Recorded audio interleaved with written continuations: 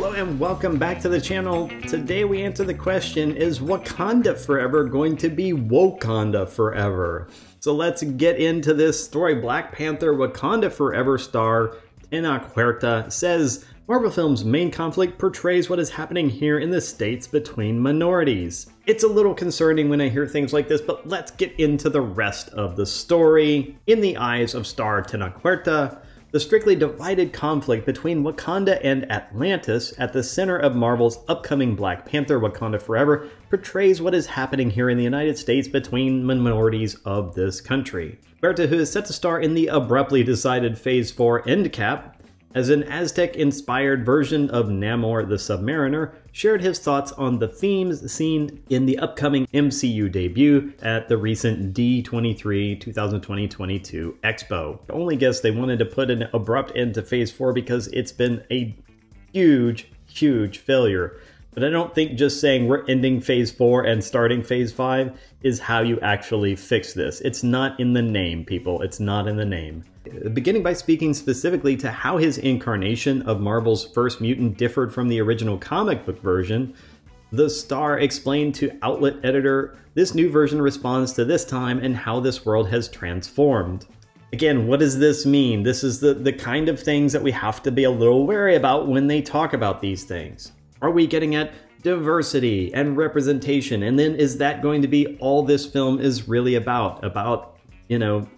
Sort of injecting some political theater into basically a movie and telling us, here's your entertainment. A quote, so for me, it was natural and beautiful. It could have been any brown-skinned Latin actor, but I got it, I love it, and I'm the guy. I'm Namor now. Now this sounds like he's genuinely excited about the part. And actually, this is a little bit more of what I want to hear from people. Like when they say, I love this character, I'm the guy, I'm Namor now. This is more encouraging than people who start to talk about the diversity aspects of their character and nothing but the diversity aspects of their character. Now, I would have liked to hear a little more about the character in this, about his qualities outside of just he's brown, but at least there's some passion there. Maybe it won't be completely terrible after all. Turning to how the film would portray the two respective peoples and their terse relationship, Huerta said, you will see them in the light of confrontation. We don't get along, but it's funny, in the end, they have too much in common.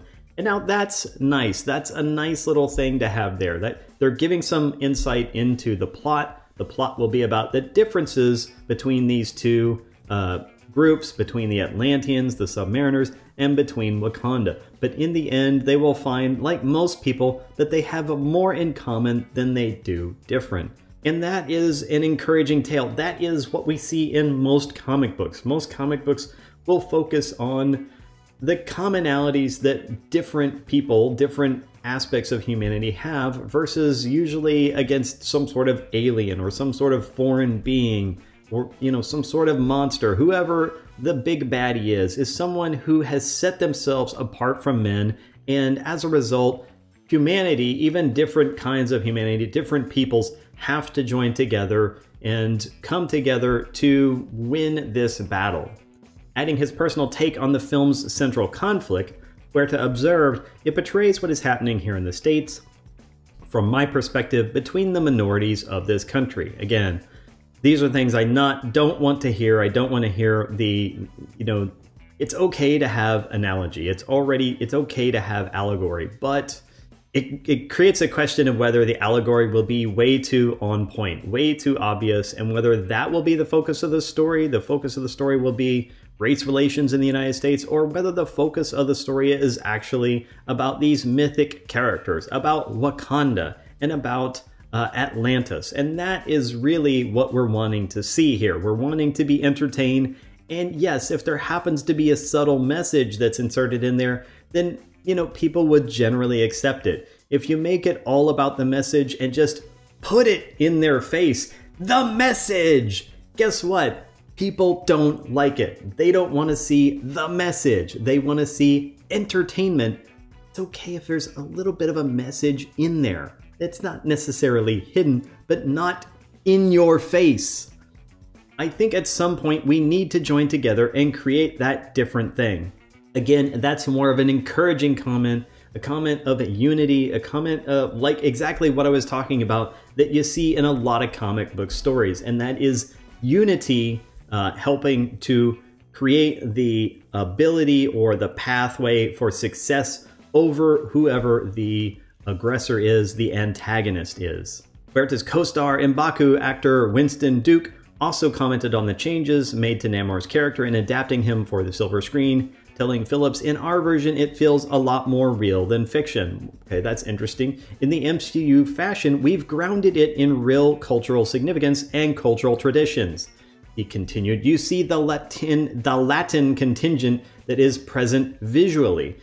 And this is what I've been saying. This has been my point that I have been reiterating ad nauseum about these sorts of race swaps, that it's okay to do this thing if you don't use this race swap as pandering or tokenism. Now, the other way to approach this is to actually provide that backstory, to provide that cultural, as they call it, significance and tradition. And I've been harping on this for the last few days, and I've gotten tons of pushback. But look, this is exactly why I'm harping on it. Because if the MCU can do it, and it seems to be fine, and people accept it, they accept that, hey, we're putting a person of color into this role, and we're giving them a culture that matches their skin tone. This isn't just going to be, oh, insert a skin tone here. This is going to be, insert a skin tone and represent a culture. We're trying to represent an aspect of Latino culture here.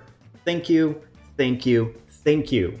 Ryan Coogler's creation within the Marvel Cinematic landscape is one of deep honor and connection to real stuff. So I think a lot of people are going to see themselves represented. Okay, well, I don't even know if that's it, right? I don't know if that's it. I don't know if I need to see someone and say, they look like me, I have representation in a movie. That implies that I can't like a movie if I don't see the main protagonist looks exactly like me. And yet, I liked Thor even. Thor looks nothing like me, okay? I liked Iron Man. I don't look anything like Robert Downey Jr. I guess maybe some people might think so because I've got a beard, but that's, you know, that's about it. I certainly don't have his bank account. Captain America. Again, I don't look like Captain America, and yet I liked that movie despite the fact that the main protagonist doesn't look like me. That's because I can see aspects of myself. I can see aspects of humanity in these characters. I can see aspirational aspects that everybody has, that everybody wants to be. And that is really the magic of comics. And when you capture that and you translate that to the theater, then you repeat that magic. As noted above, the film's Latin, okay, stop with the Latinx, all right? Just say Latino or Latin or South American culture. As noted above, the film's Latin representation, let's just say Latin culture. You already made the comment that it's about the culture, that it's about traditions. So let's continue with that. As noted above, the film's Latin culture and traditions will come from the MCU's version of the Atlanteans, who rather than being their own subspecies of human, will instead be portrayed as having descended from an ancient Aztec civilization. And now, I don't know this part of the MCU. I don't know this part of the actual lore around Atlantis and Namor, and whether they were supposedly related to ancient Aztec civilization in the comics. But I'm okay with this. If this is the direction you want to go and you're going to go all the way with it, then I'm okay with it. Don't make it just a skin tone only and say, see, the Atlanteans are actually all brown people.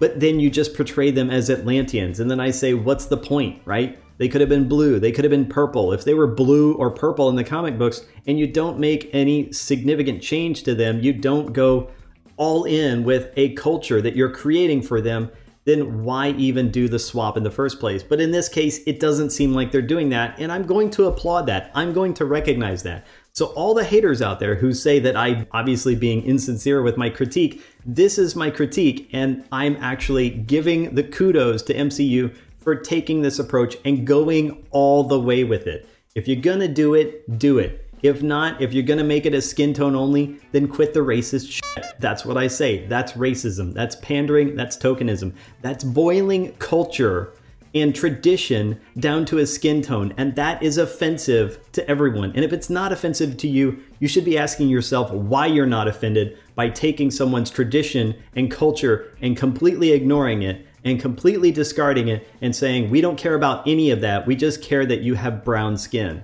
That is offensive. You, my friend, have issues.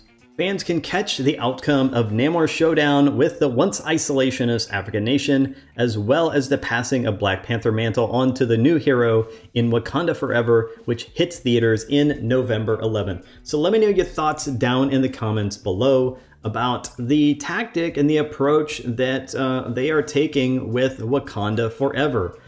I'm actually maybe a little bit on the fence about this still, but I'm encouraged. Maybe this film will be good. I did enjoy the last Black Panther movie.